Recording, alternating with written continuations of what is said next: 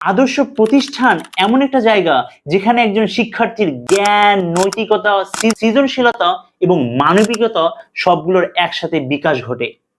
এবং প্রথমে আমি একটা আদর্শ প্রতিষ্ঠানের কি কি বৈশিষ্ট্য থাকা উচিত সেটা নিয়ে আমি আলোচনা করব। এখানে 5টা মূল বৈশিষ্ট্য নিয়ে আলোচনা করব। 1 নম্বর, শিক্ষকের মান এবং তাদের প্রশিক্ষণের মান, অর্থাৎ ওই প্রতিষ্ঠানের শিক্ষকদের কোয়ালিটি কেমন এবং তারা যে ধরনের ট্রেনিং গ্রহণ করছেন, প্রশিক্ষণ গ্রহণ করছেন, সেগুলো কতটা মানসম্মত সেই বিষয়টা আপনি অবশ্যই লক্ষ্য রাখবেন। 2 নম্বর, পাঠ্যক্রম বা সিলেবাস মানসম্মত এবং আধুনিক পাঠদান সেখানে হচ্ছে কিনা, সেখানে সিলেবাস আধুনিক কিনা নাকি ব্যাকডেটেড পুরাতন আমলের সিলেবাস, সেটা অবশ্যই আপনি মাথায় রাখবেন। 3 নম্বর, সুশাসন এবং সুষ্ঠু প্রশাসন, সেখানে নিয়ম শৃঙ্খলা এবং সুষ্ঠু প্রশাসন এই সব কিছু স্পষ্ট উল্লেখ আছে কিনা সেটা অবশ্যই আপনি লক্ষ্য রাখবেন।